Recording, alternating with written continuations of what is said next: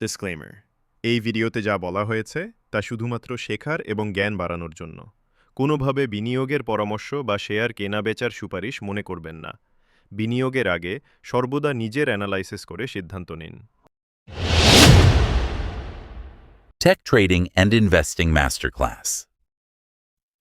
Hello guys, welcome back to our channel. So last উইকের গোল্ডের weekly prediction ভিডিওতে আমরা যে probable support resistance level means price action লেভেলগুলোর ব্যাপারে কথা বলেছিলাম।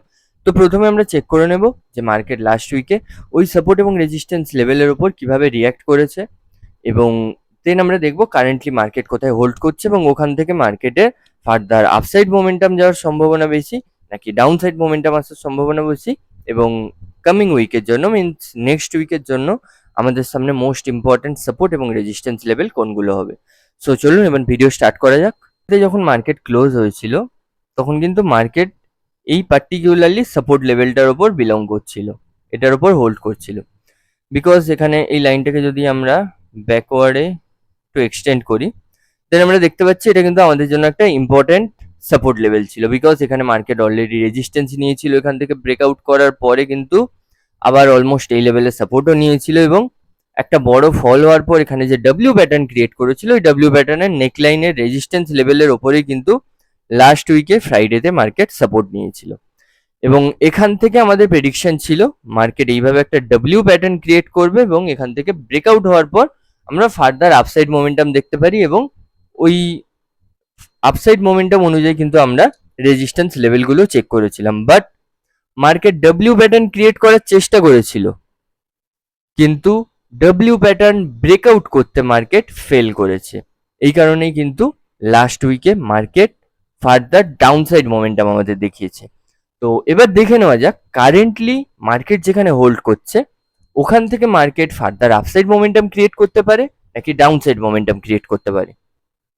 তো কারেন্টলি মার্কেট যেখানে বিলং করছে এটাও কিন্তু একটা ইম্পর্টেন্ট সাপোর্ট লেভেল, বিকজ এই সাপোর্ট লেভেলে প্রথমে মার্কেট রেজিস্ট্যান্স নিয়েছিল এবং ওখান থেকে কিন্তু মার্কেট আবার ব্রেকআউট করেছে, এবং ব্রেকআউট করার পর কিন্তু আবার রিটেস্ট করেছিল এবং রিটেস্টের পর একটা বড় মোমেন্টাম ক্রিয়েট করেছিল, এবং ওখান থেকে যে একটা বড় ফল ক্রিয়েট হয়েছিল ওই ফলটাও কিন্তু এন্ড হয়েছে এই সাপোর্ট লেভেলের ওপর, এবং ওখান থেকে মার্কেট আবার ওপরের দিকে রিটেস্ট করেছিল এবং আবার একটা বড় ডাউনফল কিন্তু আমরা দেখেছিলাম, এবং ওই ডাউনফলটাও কিন্তু এন্ড হয়েছিল এই সাপোর্ট লেভেলের উপর। মিন্স এই সাপোর্ট লেভেলটা কিন্তু আমাদের জন্য খুবই important and most important support level এই লেভেলটা, বিকজ এখানে কিন্তু মার্কেট অনেক বড় ফলের এন্ড করেছে।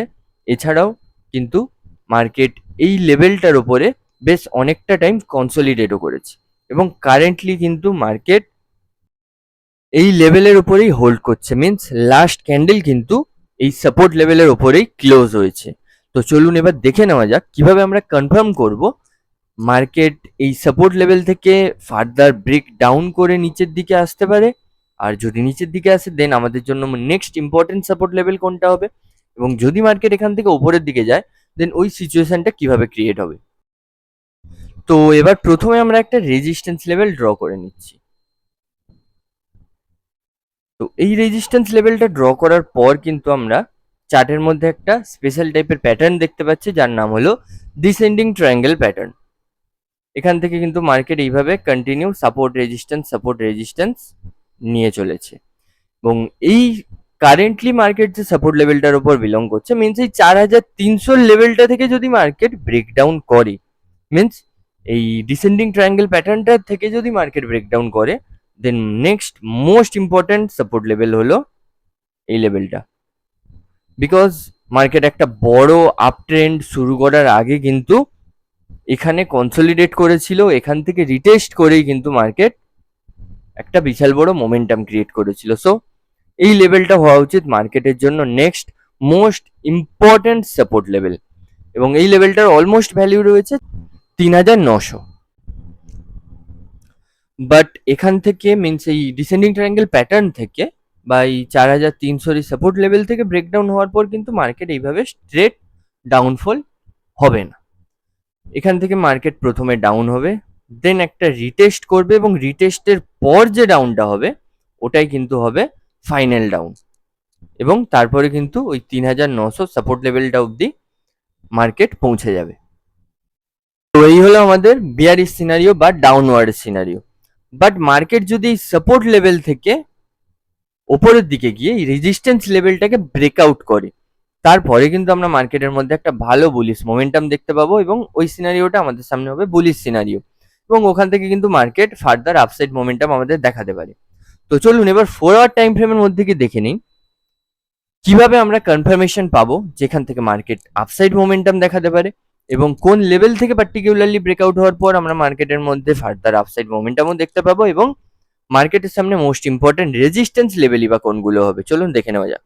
তো 4 আওয়ার টাইম ফ্রেমের মধ্যে কিন্তু আমরা এখানে ক্লিয়ারলি একটা প্যাটার্ন দেখতে পাচ্ছি। প্যাটার্নটার নাম হলো falling wedge pattern. Means currently কিন্তু মার্কেট সাপোর্টার থেকে একটু ওপরে বিলং করছে, তো এখান থেকে চান্স রয়েছে মার্কেট কমপ্লিট এই লো মিন্স এই সাপোর্ট অবধি পৌঁছবে এবং এখান থেকে একটা বুলিশ প্যাটার্ন ক্রিয়েট করে ওটা থেকে ব্রেকআউট করবে এবং ব্রেকআউট করার পর মার্কেট এই রেজিস্ট্যান্স লেভেল অবধি পৌঁছতে পারে। বাট যদি মার্কেট কমপ্লিটলি রেজিস্ট্যান্স লেভেল অবধি না পৌঁছতে পারে, মিন্স মার্কেট যদি অলমোস্ট এরকম লেভেল থেকে রেজিস্ট্যান্স নিয়ে, মিন্স মার্কেট এখান থেকে এইভাবে ডাব্লিউ প্যাটার্ন বা অন্য কোনো বুলিশ প্যাটার্ন ক্রিয়েট করে ব্রেকআউট করে এই লেভেল অবধি পৌঁছয় এবং এখান থেকে রিটেস্ট করে, দেন তখনও কিন্তু আমাদের সামনে বিয়ারিশ সিনারিও থাকবে। মিন্স মার্কেট কিন্তু 4300 এই লেভেল থেকে ব্রেকডাউন করে ফার্দার ডাউনসাইড মোমেন্টাম ক্রিয়েট করতে পারে। দেন আমাদের সামনে মোস্ট বুলিশ সিনারিও কোনটা হবে, যদি মার্কেট এখান থেকে বুলিশ প্যাটার্ন ক্রিয়েট করার পর এই রেজিস্ট্যান্স লেভেলটা থেকেও ব্রেকআউট করে এবং দেন রিটেস্ট কন্টিনিউ করে ওখান থেকে আবার উপরের দিকে যায়, দেন ওটা হবে আমাদের জন্য বেস্ট বুলিশ সিনারিও। এবং এই মার্কেটের উপরের দিকে যাওয়ার পথে মার্কেটের সামনে মোস্ট ইম্পর্টেন্ট রেজিস্ট্যান্স লেভেল কোনগুলো হবে, তো মার্কেটের প্রথম ইম্পর্টেন্ট রেজিস্ট্যান্স লেভেল হবে এই লেভেলটা, যেটার ভ্যালু রয়েছে অলমোস্ট 4550 এবং এটা থেকে ক্রস করার পর মার্কেটের নেক্সট ইম্পর্টেন্ট রেজিস্ট্যান্স লেভেল হবে এই লেভেলটা 4750। তো বাট এই লেভেলগুলোর কথা আমরা কখন ভাববো, যদি মার্কেট এই ফলিং ওয়েজ রেজিস্ট্যান্সটাকে ব্রেকআউট করে রিটেস্ট কন্টিনিউ করে ফার্দার আপসাইড মোমেন্টাম ক্রিয়েট করে, তখনই কিন্তু আমরা মার্কেটের মধ্যে একটা বুলিশ সিনারিও দেখতে পাবো। বাট তার আগে কিন্তু আমাদের সামনে কমপ্লিট সিনারিওটাই বিয়ারিশ সিনারিও। এই ছিল আমাদের নেক্সট উইকের সাপোর্ট রেজিস্ট্যান্সের প্রেডিকশন।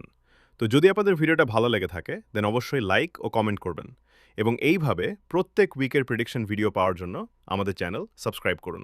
Thank you.